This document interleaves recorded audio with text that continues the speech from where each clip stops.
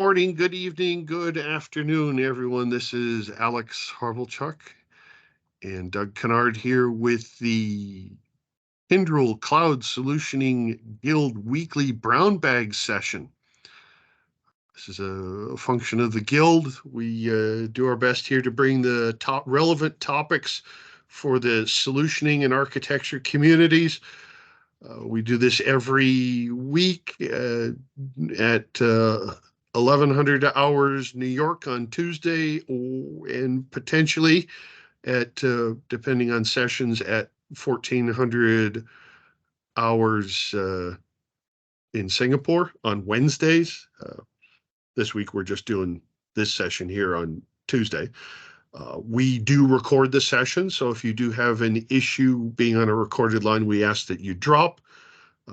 Good news is since we are recording it, it is always available out in the Guild SharePoint website, along with the nearly 2 years of prior brown bags. We ask, as always, ask your questions in the chat. We'll do our best to answer them there. If there's a really good one that we have some questions, we'll bring it up to Ravi. And if we have a little bit at the time at the end, we will open it up to some questions. So with that, Ravi, thank you. Really looking forward to a presentation on generative AI. Thank you, Alex. Hey, good morning, everyone. Just wanted to make it as an interactive session. So if you have any questions, please put it in the chat. Alex or Doug will raise it and we can discuss those topics. So please feel free to ask any questions in the chat. So today I'll be talking about generative AI. A couple of things I'll be talking about. How can we create business applications by utilizing available generative AI services today? Each of our hyperscaler has specific services that is available for helping us to create generative AI applications.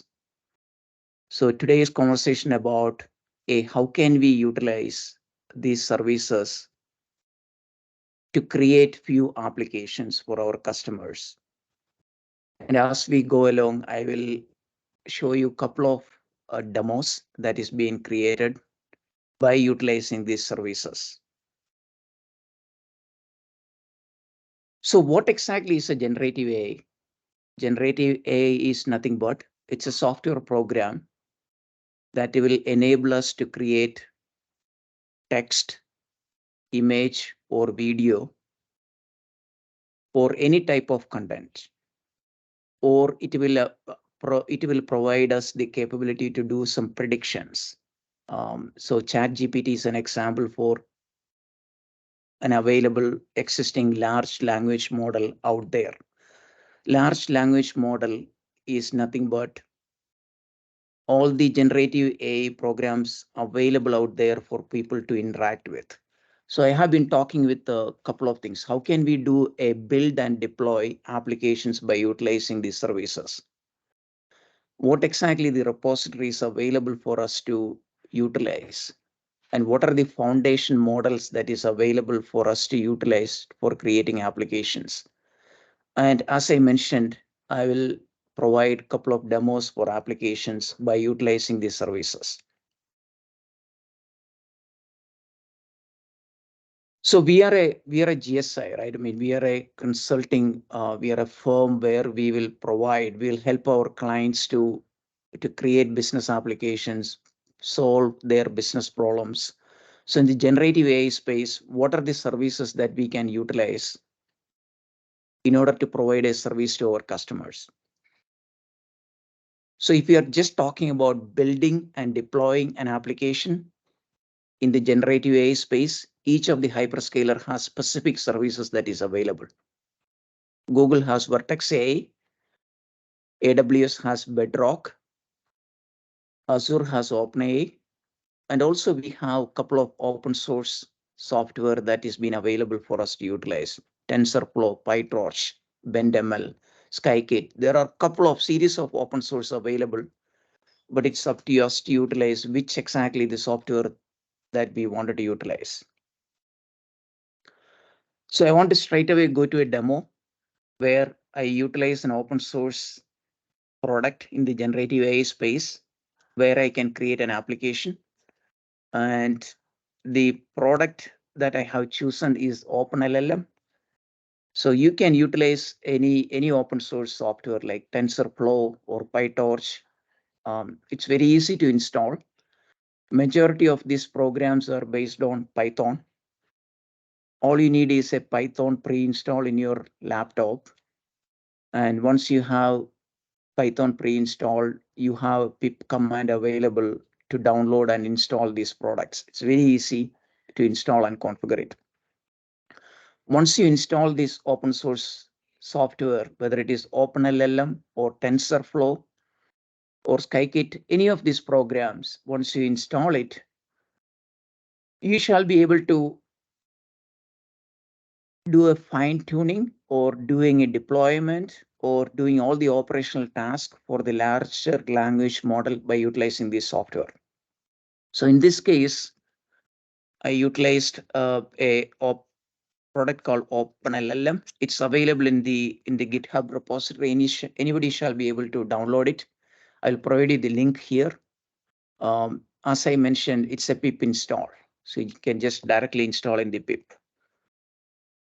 So once you install the product, in order to create a GenAI program or in order to create a custom larger language model, you need to have attach a foundation model with the program. So there are different foundation models that is available here that is being supported by OpenLLM.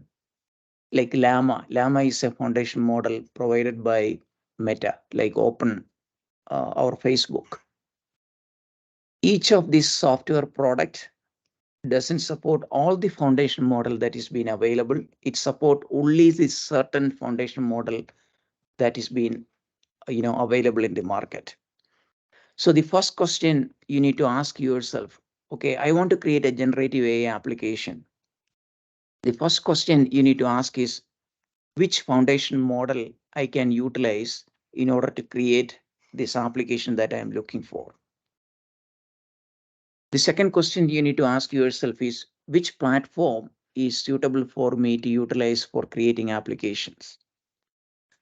Each of the hyperscaler has the services, or you can use open source, or you can use a SaaS service. Hugging Face provides that, OpenAI provides that. You can go with an API model. And the third thing that you need is basically the organization data, because once you have the large language model, foundation model that you selected, you need to pre-train this model. So once you select a large language model, which is out there, like in this case, I showed a couple of large language model that I can utilize.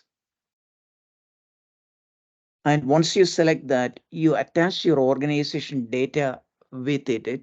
And that's how you can create a specific large language model or a specific generative AI application that is specific to an enterprise. So guys, I'm not covering real basics here. I assume like you all know, like, what are the use cases for the generative AI, like what business problem it will solve, and what are the industry use cases. I added a couple of slides over here in this deck, but I did not start with that. I assume like people on the call know the basics of some of this stuff.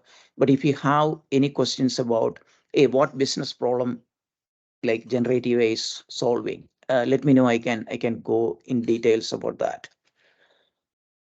So the main data point that you need is what is the business problem that customer is asking for us to solve, right? We don't want to create something and then identify a problem, right? You wanted to identify a problem from the customer or a solution from the customer. Majority of the customers, they need generative AI solutions in the customer service. So they have customer service today, humans are doing it. The question is, can I replace a human with a generative AI solution, where generative AI solution will guide another people in order to get what exactly they need to do. So customer service is one of the best example. A lot of organizations are rolling out LLM today. Other major business case where people are utilizing generative AI business cases like fraud detection, predictive analytics. You know, can we come up with an industrial solution that will help us to create content, design, creating marketing material for our customers, or creating social media, sites, or creating a program which is specific to an enterprise. There are a lot of use cases that is being available in the generative AI space. So let me come back to this OpenLLM. So as I mentioned, OpenLLM is an open source software. You can download it and you can create large language model. The way large language model work is it works based on the API. So what it provides is it provides you an API where you can attach that API with your program. So in this case, it provides post responses. So let me try it out. This particular API. So you ask any questions to this particular uh, program. So the way I started here is let me, can you see this command OpenLLM start OPT? Yes, That we means, can. yeah, thank you. OpenLLM is the program. Start is the command. You have different commands available. OPT is a large language model which I choose. So in this case, let me go back here.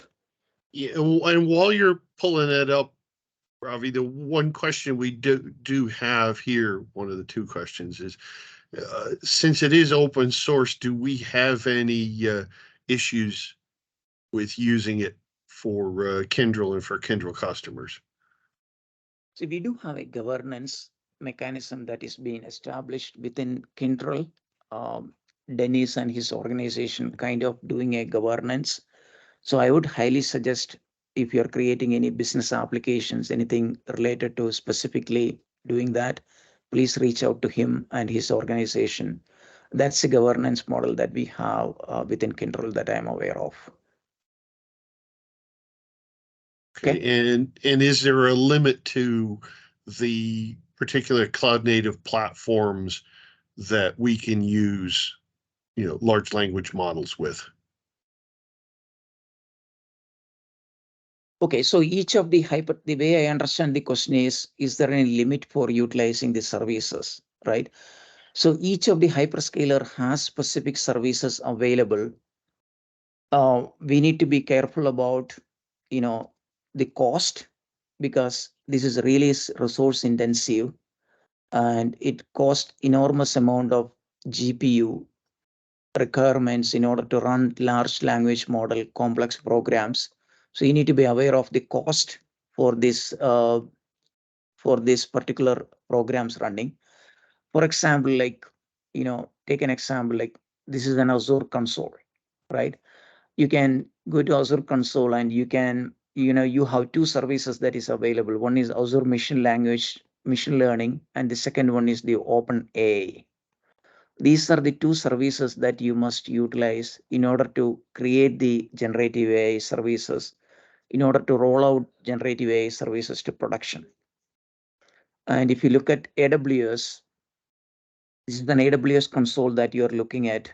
The two services that is very important within the AWS, one is SageMaker, where you can utilize to build and train and deploy the machine language models by utilizing the SageMaker service.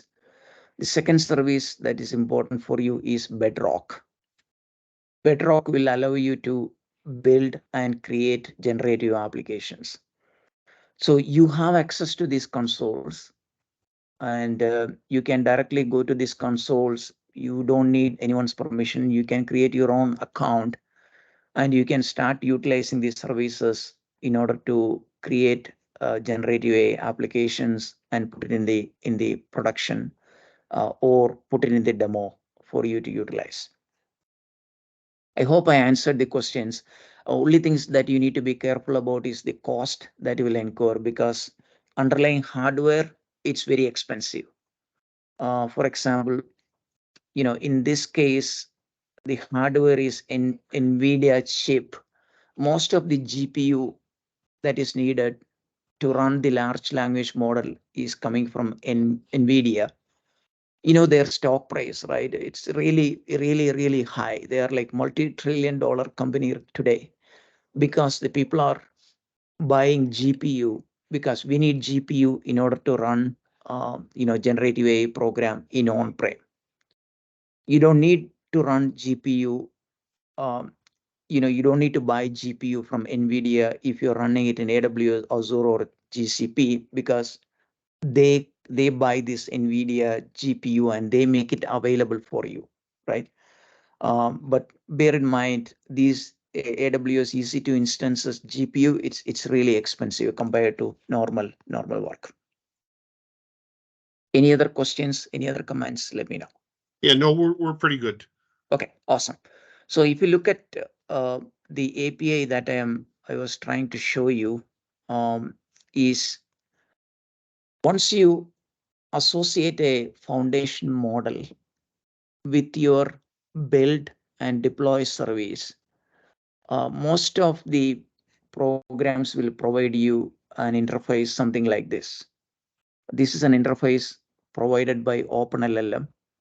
But if you look at the TensorFlow, Bento ML, all these programs will provide you very similar to these services. So you can ask any questions to this. For example, I'm asking how is weather, right, today. So I'm asking this question today, and it will provide you some answers for you, because this is called prompt, right? So prompt design is a major factor when you are creating generative AI application, because prompt design can get your query right, you can get your answers right, or you can get your answers wrong. I'm not going to um, explain all this prompt stuff, but if it is OpenLLM, or if it is TensorFlow, or if it is Bento ML, all these services will provide you prompt design parameters, and then you shall be able to make the changes accordingly. So this is the response that it's provided, right? To ask my questions about how is weather, and you can ask any questions. The OPT is a small larger language model, so the answers that provide, it is very preliminary. But if you're assuming you're using OpenAI chat, OpenAI, OpenAI services, right? If you're trying to log in here, let's see. Yeah. So this is an OpenAI platform. This OpenAI platform is excellent, right? This is nothing but Chat GPT, right? If your program is able to connect to it using an API, this will provide you accurate answers. Like when you go to a Chat GPT and ask any questions, it will give you a response very similar to that. When you are connecting from your prompt, and from this prompt, whatever the URL, that API that you're providing from here, if you're connecting to OpenAI services using their OpenAI API, it will cost you money, right? It's not cheap, and it will provide you answers very accurately. And basically it has a couple of models available: GPT-4, GPT 3.5, and GPT Turbo. These are the models that is available in the OpenAI. As I said earlier, any platform that you take, it doesn't support all the foundation model. It supports only the limited foundation model, that associate with the platform. So if you look at Google Vertex, right? We log into Google Vertex, Google Cloud login. So this is the Google Cloud login I'm just doing. So here, if you look at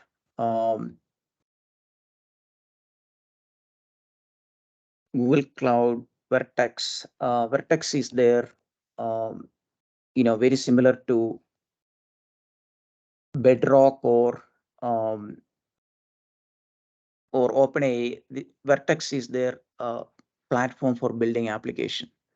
So here you can see the model garden. So this is the model garden that provides by Google. You can see like it supports certain foundation model, like PALM2 is the foundation model provided by Google. And this is excellent, by the way. It supports more than 36 languages. And basically you can utilize PALM2 for doing enterprise search. You can use PALM2 for getting correct answers for your questions. So it supports PALM2, that's Google specific large a foundation model. It supports Llama, that is from Meta, and it supports several foundation model. But this doesn't mean that if Kyndryl create a foundation model tomorrow, it will be available for Vertex for people to utilize, right? There is a process that we need to follow through in order to upload our foundation models to Model Garden. So these are the different foundation models that is being available. So as I mentioned, any service that provides, it will have only certain foundation models that it supports. In this case, I utilize OPT for my open source run. Okay, any questions? And there are different, programs available like TensorFlow. I downloaded TensorFlow. It has several sample code available. It is in the GitHub. You can just directly, do a wget, and this will get you these particular programs, and you can do a pip run. And another program that is being very popular right now is BendoML. BendoML, it's like provide you some serverless features. This also you can just get started, and they have a community edition, and also they have a paid version. So guys, I mean, because of all these services and platforms that is being available today, earlier, like I would say like a couple of months before, right? And approximately a year before, if you want to create a generative AI applications, then you need to be a complex ML engineer. You need to know the algorithms. You need to know how we can, compile the larger language models. It has been so complicated earlier. Now they made it so easy. And I would say Google is number one in that. The services that they are rolling it out, it's very easy for us to consume it and start creating generative AI applications. Okay, so as I said, a foundation model is the most important things. You choose the right foundation model, and you can get the right answers. And a lot of new foundation models are coming up. I would see like pretty soon there will be a lot of industry foundation models will be released. That means healthcare will be one foundation model. Industrial, two, there will be another foundation model. IoT, there will be another foundation model. So we shall be able to consume the industry specific foundation model, and we shall be able to create the applications. So Ravi, we have a couple questions, and this is one of mine also. Was what kind of obligations do we have from a Kyndryl perspective because of accuracy of the answer coming back from the language model? I mean, I can see if we're specifically using using and training the language model on specific customer data that we're going to have some control over that. But as soon as you start tapping the larger language models, I mean, I've been doing personally an awful lot of work related to it myself and some researching and investigation. And it will lie to you. It will not give you a consistent answer. And I think there's been a lot of studies out there saying, especially with the open libraries and the open model, that because people are using it, they are it's basically feeding back into the training and causing some significant problems. I mean, even Chat GPT now puts a little footnote on there. Don't use this for quotes. Don't use this for references. Do not use this for math. Yep.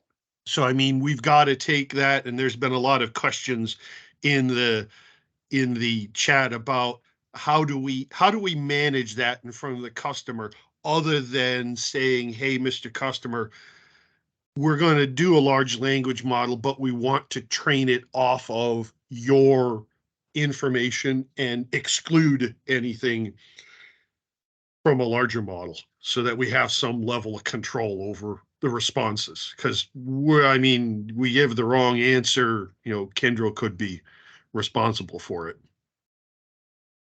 So in terms of the correct and the wrong answers, Alex, you're right.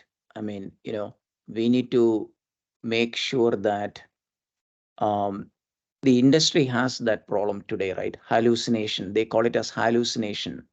That means the system is not giving you the right answers. Or like responsive AI, where the system is giving some answers which is not responsive, which is not accurate in terms of the social. That's one of the problem the industry is facing. I think the vendors are keep working on that particular issue. But you're right. I mean, that's something we need to be careful with when we are dealing with the customer. Just for state of Florida, I think the Google team was mentioning about they engaged a vendor and vendor created a demo for them, but it doesn't provide them the correct answers that they were looking for. So now they asked us to create a demo, and now we are working on creating a demo. So hallucination is a major problem in this space. I agree. Okay. Any other questions? If not, I can go to Vertex AI and showcase a couple of demos. Yeah, let's go see the demos. Okay. All right. So as I said earlier, you don't need to be an expert ML engineer to create applications in this space. Um, Google did a pretty good job in terms of rolling out a couple of tools and products for that. One of the product is the Generative AI Studio, and you can see here you can pretty much, as I mentioned earlier, you can pretty much select what foundation model or what pre-trained model that you can attach with it. So that's the first step. So once you do that, then it will provide you a sample code for you to utilize. So this is the secret sauce, right? Earlier, all this code that you are seeing, we have to write it by hand from scratch for this particular um, training model that is creating by Generative AI Studio. Right now, this code is being automatically generated. You have Python code, or you can have a collab. Collab is nothing but it's a notebook, um, you know, where you can take that notebook and deploy it in the cloud or deploy it in the open source larger language framework systems. So the way Jupyter Notebook and Colab Notebook work is it abstract all the complexities. All it needs is you take the notebook and directly import it to your provider. Boom, it start working. Or it will provide you as an API, right? You can create this and you can deploy it in the Generative AI Studio. You can create a pipeline process for that, and then you shall be able to consume this from this stream.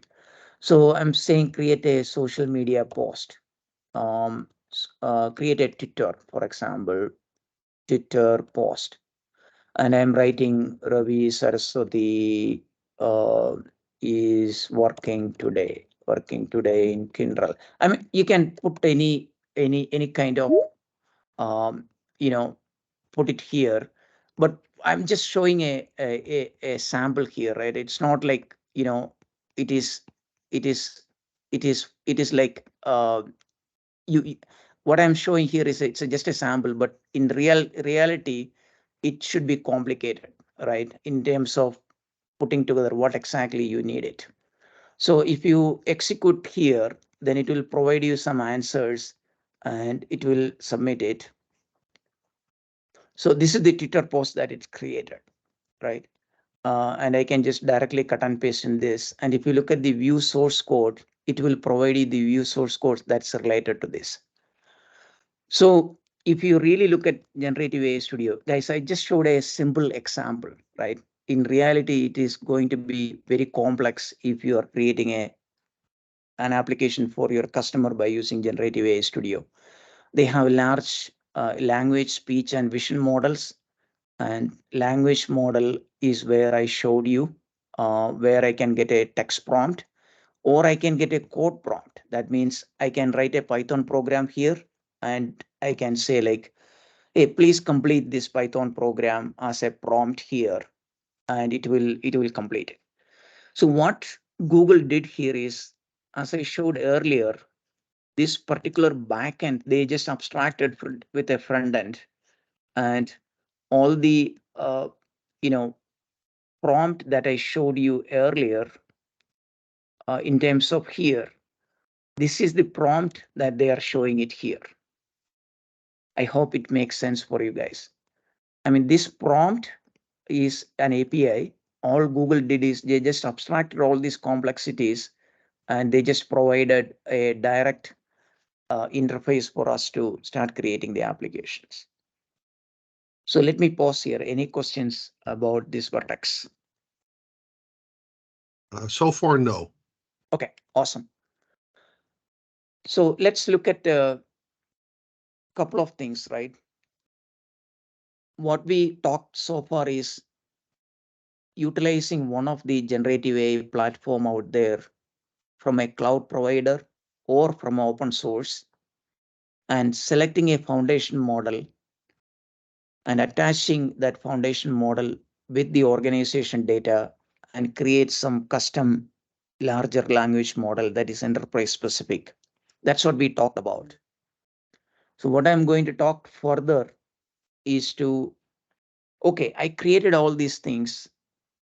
Do we have a registry that is available for us to browse the applications that people are created, right? So that is where the repository is available.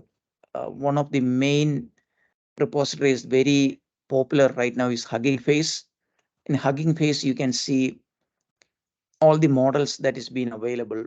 Like people like me or you guys can create your own models and you can publish it in the Hugging Face.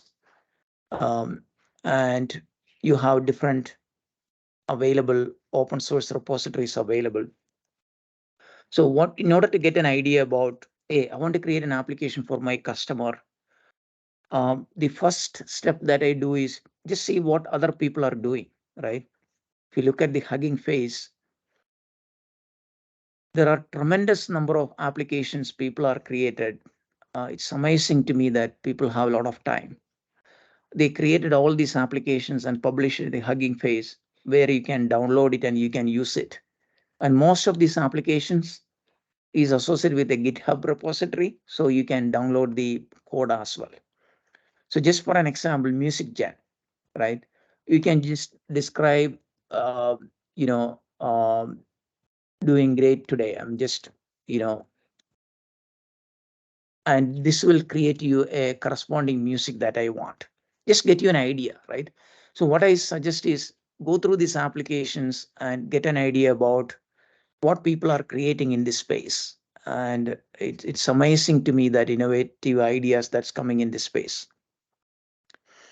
And the other area is available in the Hugging Space is models, right? As I said, the number one step that you need to do is choosing the right foundation model.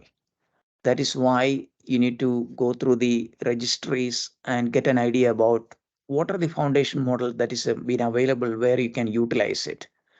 And they classify the foundation model by computer vision, natural language processing, audio, tabular, and I'm pretty sure soon there will be like healthcare, right? The industry verticals, all these things will coming up very soon. I was talking to a couple of people, they are all working on a couple of industry specific foundation model, and the companies who invested in those foundation models will really thinking that they will get a lot of business down the road. All right, any questions about registries? No, You other than we shouldn't be using the open source for customers, but it's good to take a look at it to, as professionals to get a feeling of what kind of capabilities are out there Yeah, and what it could do. yeah, I agree, Alex. I think we have a governance model. I mentioned about Dennis and his organization. So please make sure you do the appropriate governance within Kyndryl before like you create an application for our customers by utilizing open source or any other uh, models that is being available. So TensorFlow has a good repository of you know programs that people created and or the foundation model that is being available. um, I'm not going to all these models that is available. I put the links here, so just browse it through so that you will get an idea about what is available out there, what are the things that people are utilizing. Okay, the third concept that I want to talk about is the foundation models. We talked about platforms, we talked about um, the repositories or registries. The third concept we need to be aware of what is the foundation models. So this is one area we need to get very familiar with, because without knowing the availability of what foundation models, we cannot create applications for our customer. Take an example for Google. Google provide several foundation models, but the four foundation model that I listed here, this is kind of a matured model where we can utilize and start creating applications. Palm, that's a text to image, that is image gen. Palm is multilingual language model. Cody foundation model you can use to create software programs. For example, I would anticipate that, I think I saw some estimate from Gartner, 20 to 30% of the software programmers will get replaced within a couple of years, because the Cody and OpenAI, the software programs that generate is really, really great. It's awesome. It's very standard. It doesn't utilize any non-reusable parameters. So Cody is one of the foundation model that you can utilize. Chirp, search speech model. Somebody is calling a phone, it will automatically answer the questions that people has by searching the organization data. And so you don't need a humans for you to get certain things done. It's already been implemented by a lot of banks and a lot of other companies. So these are the four foundation models available in the Google. AWS has Titan. It's very preliminary. I browse through, try to utilize Titan, but you cannot compare Titan with the Google foundation model, but they are trying. Azure, they decided not to create any foundation model. They had a big investment with OpenAI. So Chat GPT, like GPT-4, that is their model, foundation model that they have been utilizing for all the AI programs. So remember, if you are utilizing Azure, platform like OpenAI or Azure machine language, then you can utilize only certain foundation model.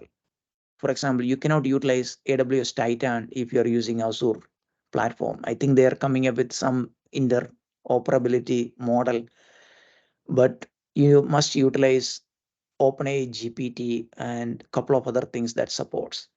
Same thing. Yeah, go ahead. Sorry, and I'm assuming that none of these models have any kind of service level agreement associated with them out of the cloud providers. It's more there is no availability and no promise of that.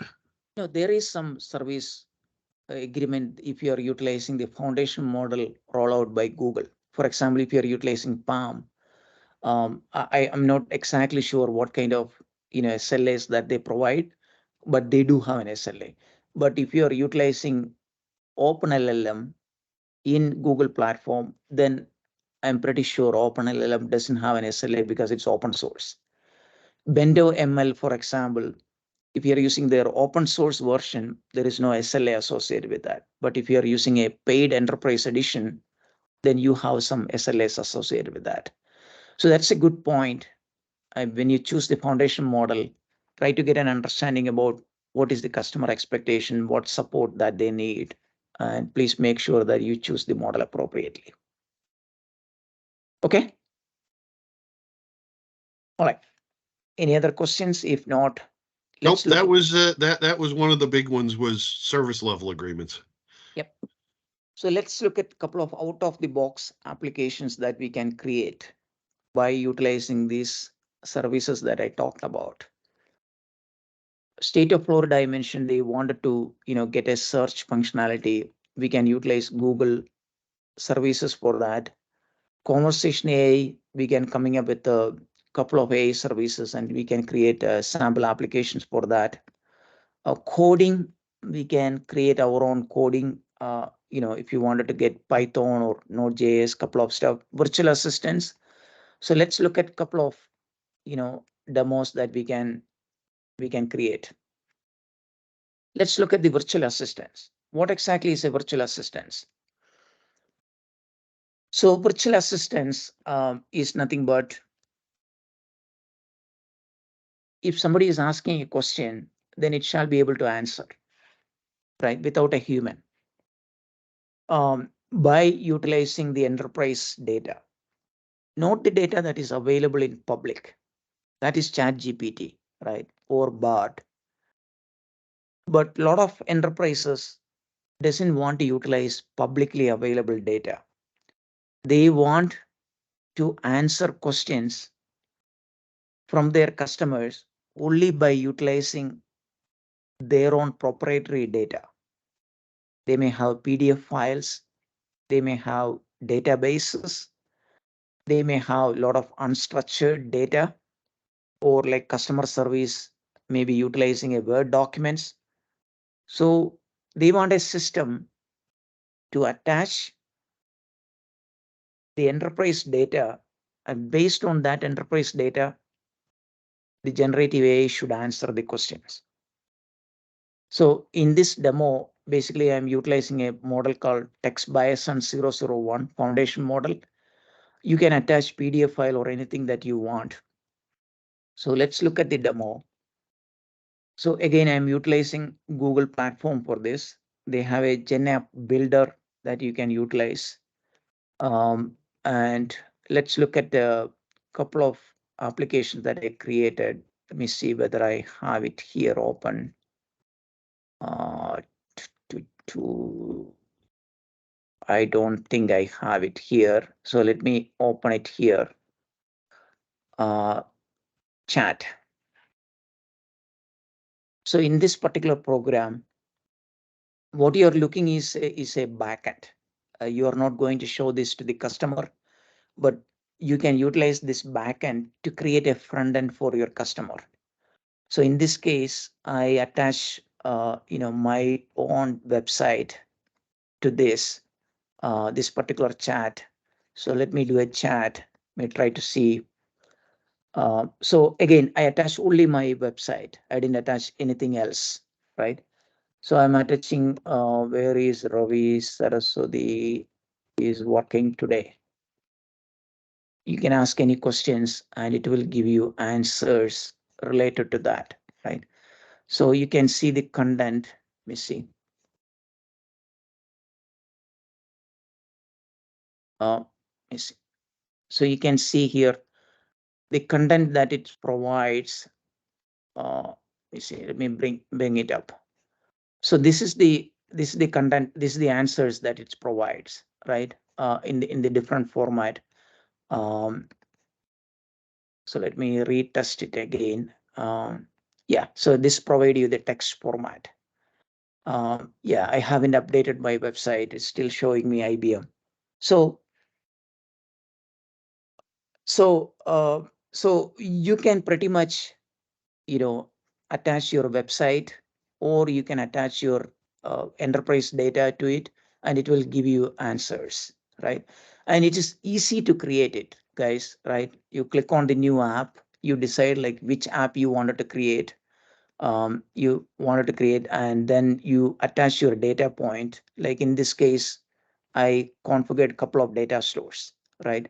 I configured my website to this, um, or Florida, I am creating it. I was creating a demo for Florida. In this case, I attached the Florida websites to this. You can pretty much, create anything, any data stores that you want. For example, you can put a website URL, or you can put a BigQuery, that is RDBMS, or you can collect all your data and put it in a cloud storage like a bucket, and the system can collect the data from there, or you can collect the data through an API, and you can make it more complex, maybe by attaching an API gateway like Apigee or something. So that API gateway can be a intermediary between the GenApps builder versus the data that you have. It's pretty flexible. I'm really impressed the way Google created this, and I'm pretty sure you will see a lot of applications coming out of by utilizing this platform pretty soon. Okay. Any questions in terms of creating demos by utilizing the hyperscaler services? So in this case, I showed Google, right? I mean, AWS also trying by utilizing a couple of platforms. In the interest of time, I'm not going to AWS and Azure. That's something like I can cover in the next section. Okay, let me pause here. Any questions? If not, let's go to other applications that I have. For example, enterprise search. So enterprise search is an application that you can create by utilizing your own enterprise data without going through the outside. So again, in this case, you can utilize GenApp Builder. So in this case, I utilized a search function. So guys, you don't even need to be a software engineer in order to create this application by utilizing these tools. It's very straightforward and very easy to do. In this case, I configured a couple of Florida websites, and if I am searching something, then how to get a DMV license in, say, I'm doing Michigan, right? For example, it doesn't prompt you a Michigan website. It will prompt you only the Florida websites. So all these search functionalities are limited to Florida, doesn't get you anywhere else. So again, I added only the websites for Florida, but you can add Florida database, Florida PDF files that they have, or any Word documents that they have, any emails that they have. The system will browse through that data points and will come up with the answers. Any questions about search demo?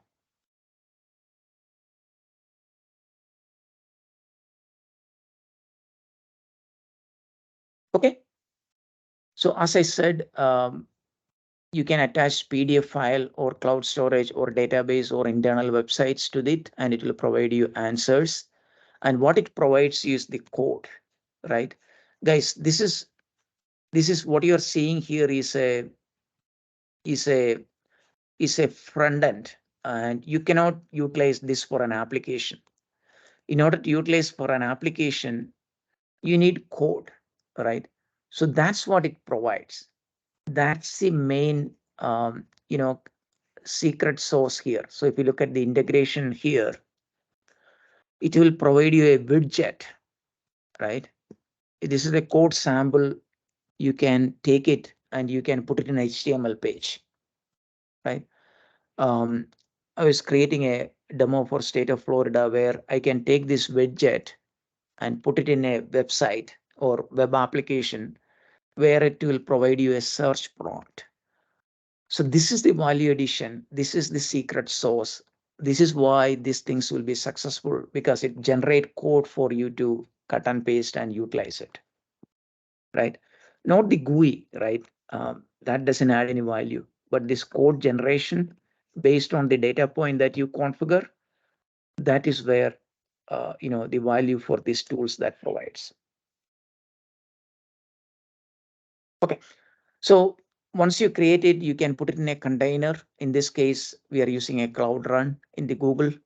You can put this widget in a container, put it in a format, and you can pretty much deploy anywhere that you want. Okay, so I just browsed through real fast on these line items that we talked about.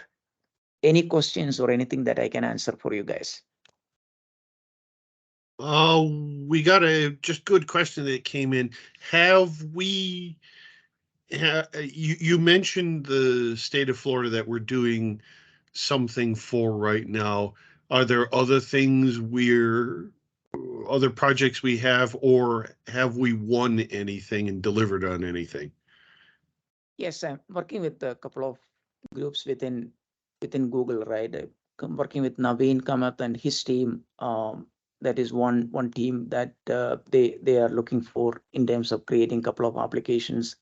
Naresh from the ADI team, he has a few data points that he's asking related to SAP and other stuff. Um, so Dr. Malik, he's the one I'm working with him for that. Shailab. So a couple of groups I'm working with within Kindrel where we can create the application. So right now it's a state of Florida and a couple of other industry use cases that we have. KP is another example. They would like to see a demo from us in terms of healthcare virtual assistant. So there are a couple of projects in the flight. My team is getting engaged and start working on it. In my team, Dave Nilsson and his team is the one who is managing this. And we have a couple of resources, Dean and rest of the resources are available in that group. So please reach out to Dave Nilsson or Dean and Mag, so they can definitely work with you on creating these applications. Okay, and another related question to that is, once we get the customer interested and we've done a proof of concept, are there Kyndryl managed services to be able to roll it out in production? Are we doing optimization of and management of the training library? What do we have for day two services beyond the POC? Yeah, that's a conversation I had with Naveen and his team, right? So we definitely need to establish our day two support model for ML apps. How we will propagate a model from development to QA to production all the way. There is no established CI/CD pipeline process like Jenkins process right now to propagate models. For example, in Google, I was looking at it because I created a model. I wanted to put all the way to the production to make it available. There is nothing available today. So that's something we need to work on it. The second area is how do we provide the support? Because this requires large petabytes of data. That's why the ADI team is very important, right?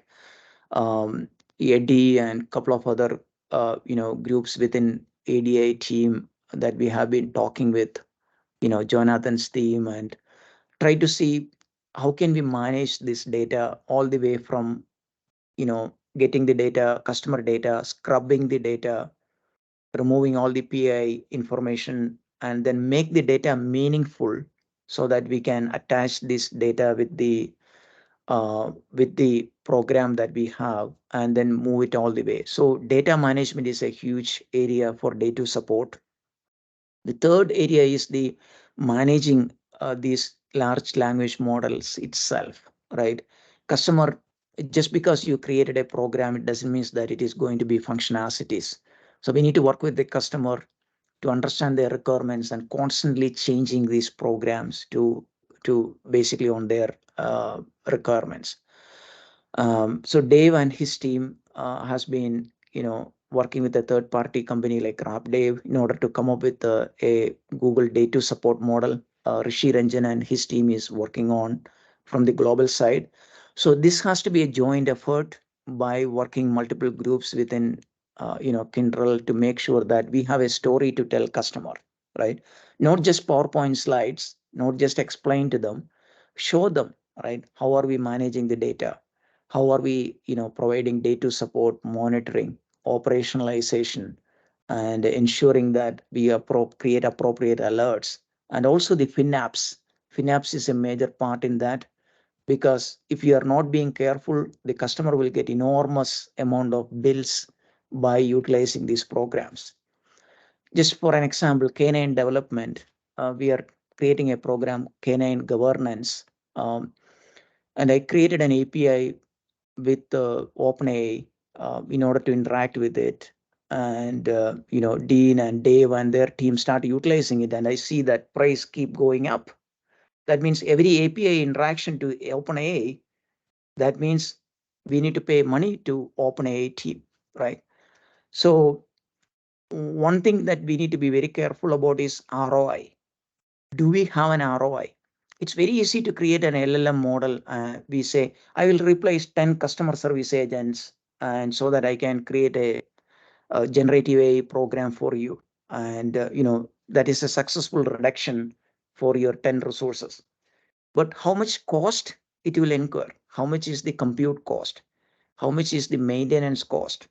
So ROI is one of the major factor. That is where our consulting team can help, right? They can provide a story to create for our customer. Does it really make sense?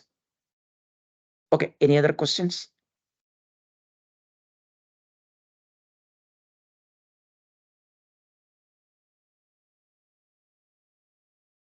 I think guys, I talked a lot. I do have, couple of areas that I wanted to cover, but I know that we are running out of time here. Well, So Ravi, and we do appreciate that because we're at the top of the hour. But I know that Gunnar and I have been talking with you about doing multiples on here and some additional sessions, and we may be doing some of our new coffee breaks with you to try to break the subject down in and bring some of the other people in. So I would say to the audience, watch this space. We'll be getting some more information, and but we really do appreciate this with you helping everybody dip their toe into the pool, the language, the large language model pool, to start getting everybody to think about, hey, customer thinks that it'll solve world peace, but in reality it can't. So we have to try to steer the customers into the right, get them interested, but do the right thing. right. So really appreciate the time. Looking forward to another follow-on session. Just want to thank you. Want to thank everybody who was on the call here. There's some really great questions, and we'll see you this time next week. I'm gonna stop the recording here. Thanks for organizing this, Alex, Doug. Appreciate it. Hey guys, thank you.